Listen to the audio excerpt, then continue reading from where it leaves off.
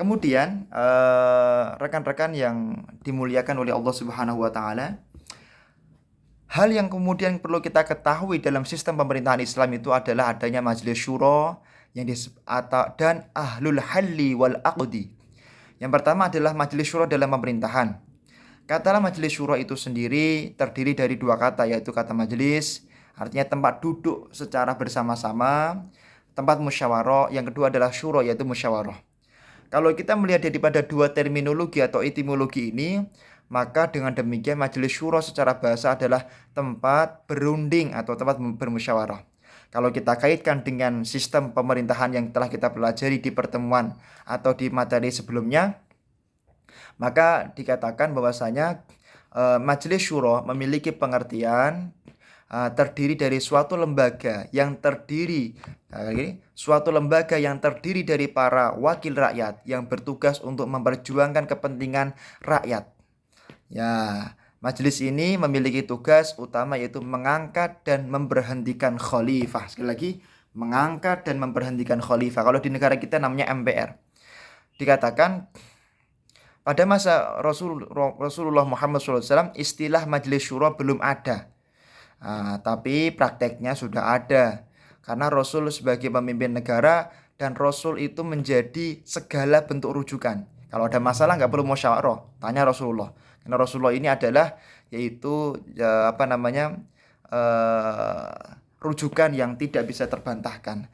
Nah, Rasulullah itu kalau melakukan apapun sering melakukan yaitu musyawarah dengan para sahabat. Rasulullah tidak otoriter, Rasulullah tidak sewenang-wenang di dalam mengambil satu keputusan dalam sebuah ketatanegaraan. Karena di dalam Al-Quran telah dikatakan wasyawirhum fil amr. Dalam setiap perkara hendaknya Anda itu bermusyawarah. Kemudian yang berikutnya, apa syarat-syarat orang menjadi anggota majelis syuro?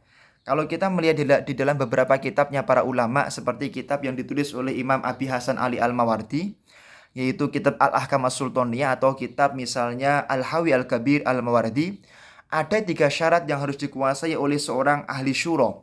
Yang pertama adalah memiliki sifat adalah atau keadilan yang kuat, memiliki sifat kejujuran yang hebat, memiliki semangat untuk membela dan memastikan negaranya menjadi negara yang welfare state. Yang kedua, memiliki pengetahuan yang luas. Rasyid, pemimpin itu harus rasyid, harus cerdas, harus memiliki kemampuan yang komprehensif. Yang berikutnya adalah memiliki kearifan dan wawasan yang luas. Kemudian terkait kewajiban-kewajiban daripada pemerintah, maka seorang yang telah dipercaya menjadi majelis syuro, maka dia memiliki kewajiban utama, yaitu mengangkat dan memberhentikan khalifah. Khalifah yang diangkat oleh majelis syuro itu sendiri adalah orang yang memiliki pengetahuan yang luas, kemudian sifat adalah yang kuat, dan memiliki semangat tanggung jawab mas'uliyah yang kemudian teguh dan cakap dalam menjalankan pemerintahan, baik secara rohani maupun secara jasmani. Maka majelis bermusyawarah dengan khalifah, maka majelis syuro ini bertugas. Kenapa? Karena beliau bertugas untuk selalu bermusyawarah dengan khalifah untuk menentukan kebijakan negara, memastikan negara menjadi negara yang baik, maju, mensejahterakan rakyat, dan bisa tegaknya yaitu konstitusi negara. Kemudian yang berikutnya adalah ahlul halli wal aqdi. Istilah ahlul halli wal aqdi ini sendiri itu terdiri dari 3 suku kata. Yang pertama adalah al-ahlu, yang berarti keluarga atau ahli.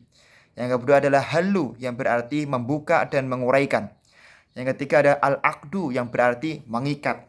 Sebuah ikatan yang kuat, itu adalah al-aqdu. Dari ketiga suku tersebut, maka bisa kita ambil satu natijatul uzma atau natijatul kubro. Bahasanya yang dimaksud dengan ahlul ahli wal aqdi itu adalah orang-orang yang memiliki wewenang melonggarkan dan mengikat suatu aturan. Nah, seperti itu. Ya, ini kalau dalam ilmu fikih itu sering kita sebut sebagai wakil umat yang menyuarakan hati rakyat, kira-kira begitu. Di dalam teori fikih, ahlul halli wal aqdi ini diartikan sebagai orang yang dipilih sebagai wakil umat untuk menyuarakan hati nurani umat. Seperti itu. Sedangkan ahlul halli wal aqdi itu sendiri adalah orang-orang pilihan, tidak sembarangan. Mereka orang-orang yang telah diseleksi secara komprehensif, memiliki kemampuan yang kuat untuk menjadi pemimpin tadi. Nah, kemudian di sini akan kita bahas bahwa apa hak dan wewenang daripada ahlul halli wal aqdi itu sendiri. Yang pertama adalah ahlul halli wal aqdi memegang kekuasaan tertinggi dan memiliki hak untuk atau memiliki hak untuk memilih dan dipilih sebagai khalifah. Yang kedua adalah ahlul halli wal aqdi memiliki wewenang mengarahkan kehidupan masyarakat yang maslahat. Yang ketiga adalah mempunyai wewenang membuat undang-undang yang mengikat kepada seluruh rakyat, seluruh warga negara, sebagaimana diatur di dalam Al-Quran dan hadis. Yang keempat adalah yaitu menjadi menjadi tempat konsultasi daripada khalifah di dalam menentukan setiap kebijakan-kebijakan negara. Yang kelima, itu mengawasi jalannya pemerintahan. Ini tugasnya ahlul halli wal aqdi. Rekan-rekan semuanya yang dimuliakan dan mulia di mata Allah Subhanahu wa taala, di dalam Al-Qur'an Allah telah berfirman, "Wa syawirhum fil amr, fa idza 'azamta fatawakkal 'ala Allah, innallaha yuhibbul mutawakkilin." Bermusyawarahlah kalian dalam semua urusan. Pokoknya kalau apa-apa musyawarah. Kemudian apabila kamu telah menyepakati satu keputusan, maka wajib untuk ditaati. Sesungguhnya Allah menyukai orang-orang yang bertawakal kepada Allah Subhanahu wa taala. Bermusyawarah atau syuro merupakan landasan ideal dalam sebuah sistem pemerintahan suatu negara. Untuk mengambil keputusan dikarenakan syuro memiliki landasan yang kuat, di mana kedudukan seorang pemimpin menurut konsep ahlul halli wal aqdi dapat dirumuskan sebagai berikut. Yang pertama, pemimpin adalah pemangku kekuasaan tertinggi. Pemimpin memiliki kewenangan untuk mengambil semua kebijakan ketatanegaraan yang menyangkut hukum militer, pembangunan atau yang lain sebagainya. Yang kedua adalah keberadaan pemimpin tersebut merupakan pengangkatan yang dilakukan oleh ahlul halli wal aqdi berdasarkan sebuah mandat rakyat sesuai dengan konstitusi negaranya yang bertanggung jawab kepada ahlul halli wal aqdi. Presiden setiap tahun menyampaikan pidato yaitu tahunan, yaitu pertanggungjawaban presiden. Yang berikutnya adalah yang ketiga, kedudukan ahlul halli wal aqdi hanya sebatas memberi masukan, saran, dan konsultasi kepada pemimpin dalam rangka sebagai bahan pertimbangan untuk mengambil kebijakan yang berkaitan dengan tata negara dan tata kelola pemerintahan. Seperti itu. Yang keempat, pengangkatan pemimpin yang dilakukan oleh ahlul halli wal aqdi berpotensi meminimalisir kepentingan-kepentingan segelintir orang. Artinya apa? Seorang presiden atau khalifah itu hendaknya dipilih secara adil, dipilih secara maksimal, dipilih secara bijaksana oleh ahlul halli wal aqdi agar negara tidak dikuasai hanya segelintir orang saja.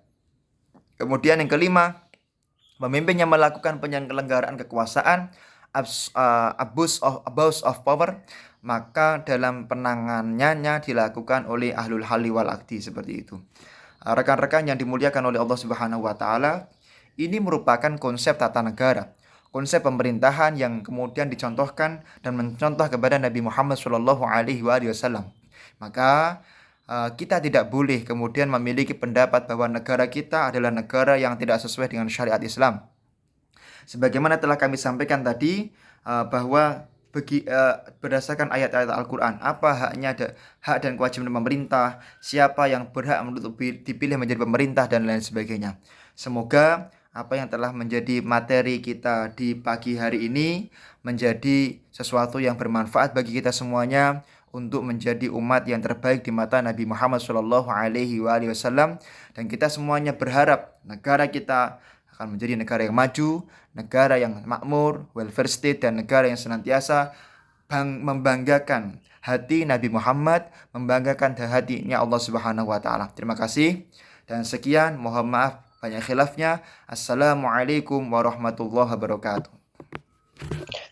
Waalaikumsalam warahmatullahi wabarakatuh. Terima kasih, Pak. Oke adik-adik. Sebentar ya.